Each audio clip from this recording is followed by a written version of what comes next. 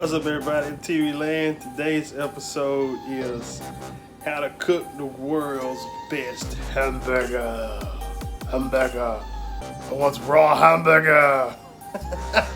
See, these are all the ingredients you need. Plus 1 pound of ground beef.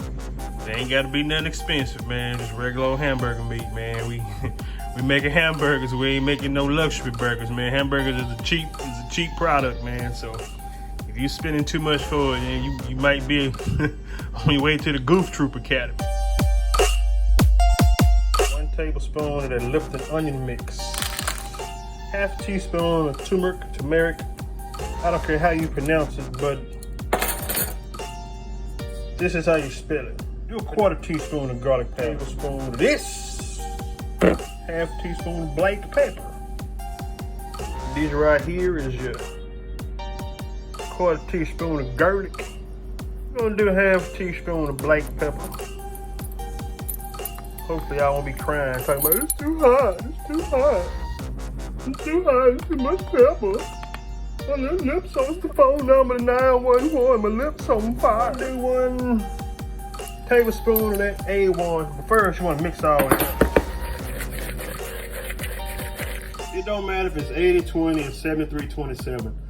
All that means is this burger is not as, you won't leave as much grease in your skillet or on your grill than a 73-27. 73% lean, 27% fat. That's all what that means. Don't mean nothing else, man. So if you're not gonna grill a burger, the next best option is to fry it in a cast iron skillet. Make sure the cast iron skillet is hot before you put the burger in there, though. You know, you wanna give it that crunch on the outside and keep it moist in the middle. I got my old seasoning mix and my old pound burger meat right yonder. So what I'm gonna do now, I'm gonna just destroy this like so. Then we're gonna grab some of this here yonder mix and just sprinkle it. You wanna sprinkle it like you're making it rain. Anyway, that's how you gonna do, man. You're gonna sprinkle it under. You kind of want to do it a little even so you don't have to, whatever you call this technique, you don't want to do that as much. But the reason why you do this is you want to get the seasoning throughout the meat. You don't want to bite into the seasoning into your burger and you got a mouthful of seasoning and the rest of the burger tastes bland. I don't use that Beyond meat. I'm scared of that stuff, man. I don't see how the body gonna digest it. So you can do vegetation burgers or whatever you decide to do. The recipe is the same. But when you think you got it, that's how it's supposed to look, man. Put it like that. See? You don't see a whole bunch of seasoning in one spot. That's all I do, man. Nothing hard about that. The dog can do it if you bring him in the kitchen and put some gloves on his paws. He'll sit there and do that. You know? Anyway, see? Right here, it's A1 sauce. Just spread it on there like that, man. All you need is 1 tablespoon, man. You just want that extra. Rub it in like lotion. You know? Repress it, burn down it, whatever you call this technique. It's still 1 pound of meat, right? So you can take it in the 4s, the 3s. You can do 3 of them, get you a 3rd pound burger. Or you can do 4 1/4 pound burgers. Eyeball it. A lot of y'all don't know what eyeball it means because everybody ain't cut from the same fabric. Eyeball it means to just look at it and measure it. And if it looks something similar to the rest of it, then that's close enough. You got 4 1/4 pound burgers.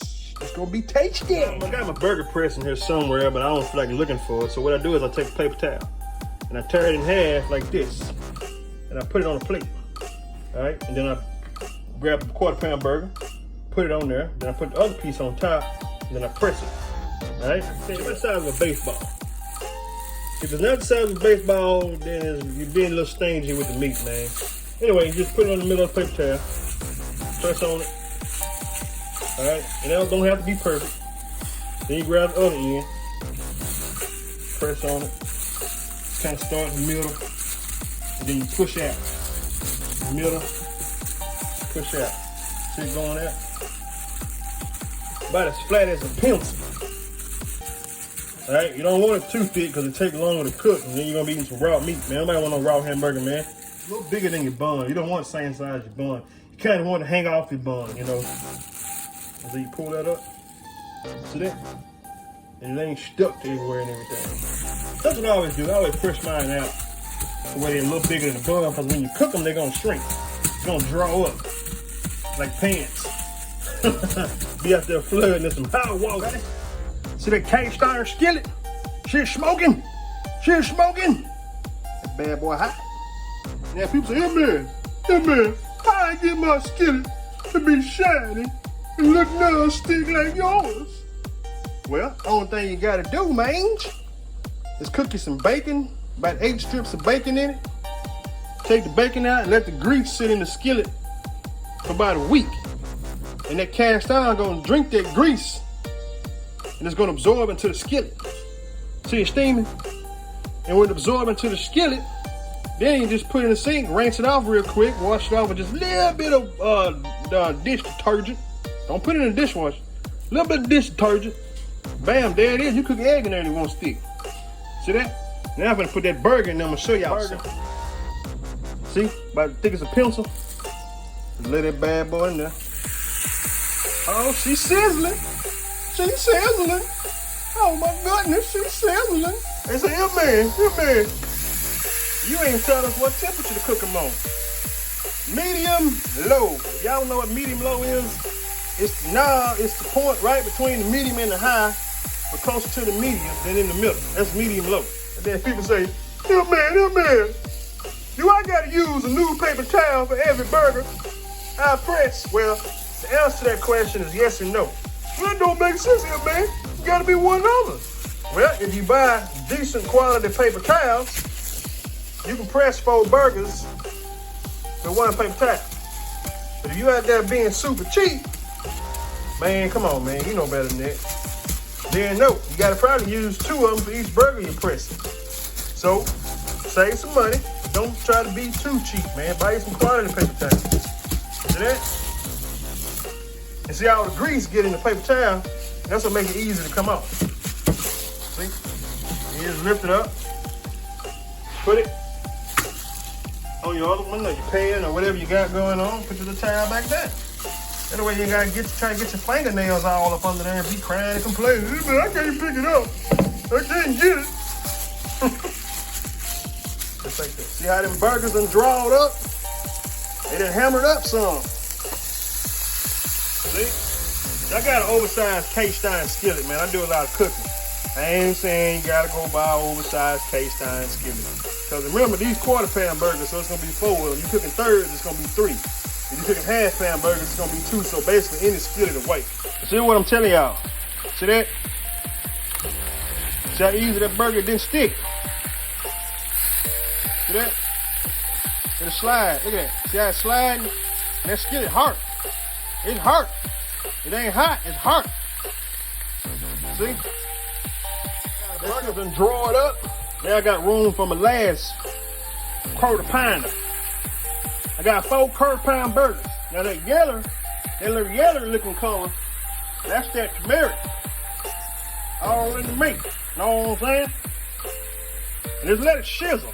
You ain't got to curm it up and nothing, just let it sizzle. And somebody else is asking how they know when you're cooking at the right temperature. The answer to that question is grease ain't splattering all over the place, just going crazy.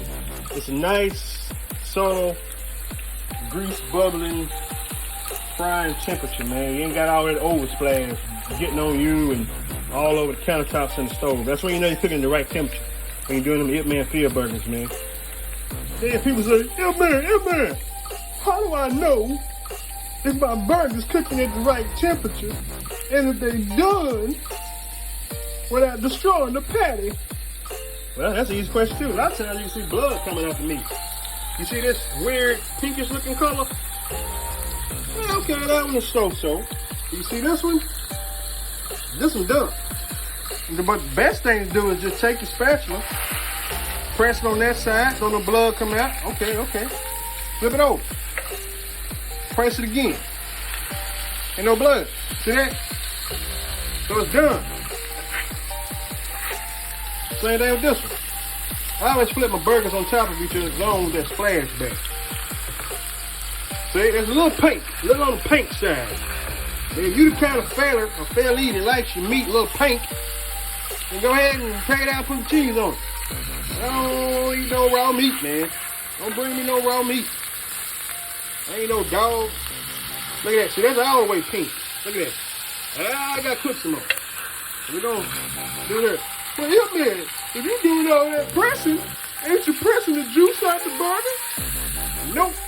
So when you're cooking at a medium to low temperature, the meat gonna absorb all that natural juicy grease. And remember, you don't want no dry burger, man. You sell somebody a dry burger, you done bummed everything you spent your time in the kitchen doing. See, look at that. See, I'm not scrubbing. All that extra, it ain't sticking to my cast iron skillet. So what I do now at this point, I go ahead and drop my temperature down to low and medium. See? Low and medium. Then you want to look at your flame. Well, man, if I ain't got no gas stove, how do I know when it's supposed to be high cooking? Like I just said, between low and medium, man. Close to the low, but not to the medium. That way it's going to let it continue to cook because the cast iron skillet already holding heat, producing enough heat to where it's just kind of basically a little bit over simmering. And you're good. All right, so now that all my burger's done, I go ahead and cut it off. Cast iron skillet going to continue to hold heat. And then I take my little sliced cheese and I put it on top. I'm going to show you. See, best kind of cheese to get is cheese on the block for burgers. And then get your old tater pillar. Okay?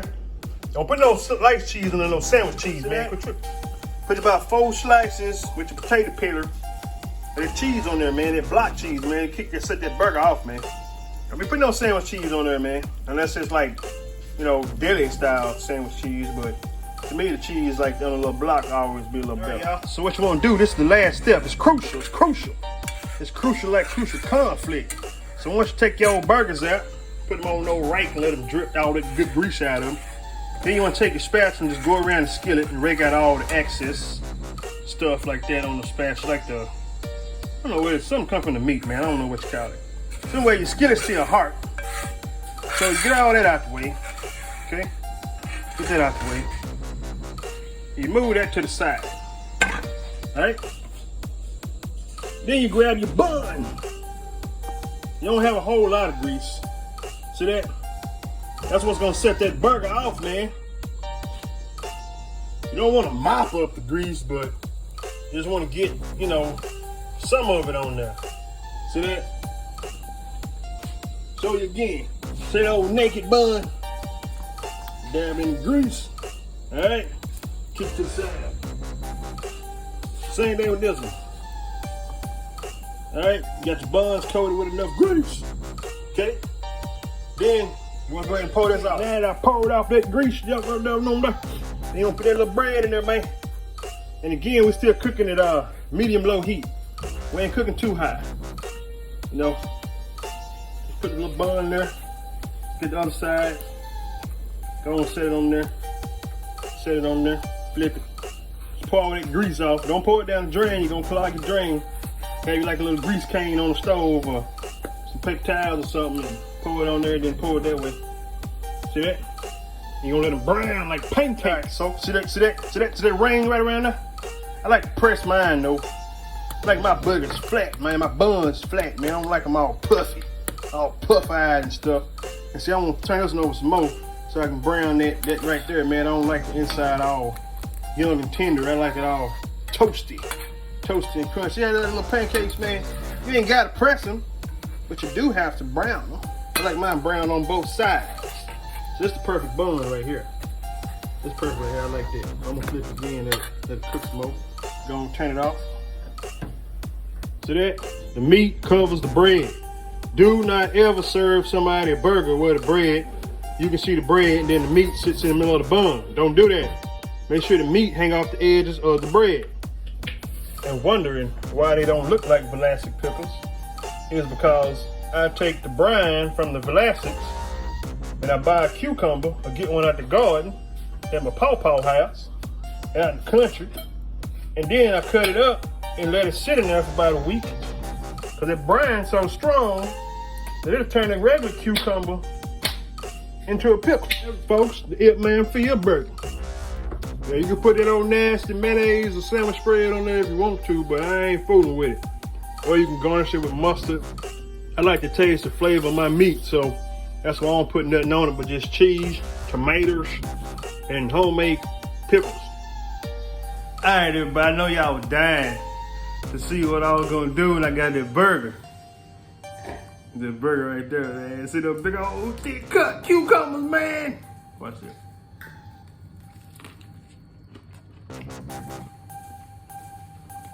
Well, I like to say, I like to put a lot of extra tomatoes on mine.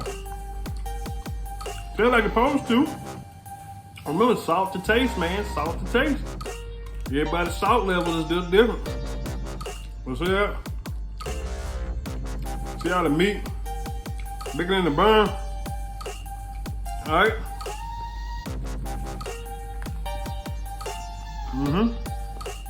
So, juicy, man. No dry cardboard saying hamburger.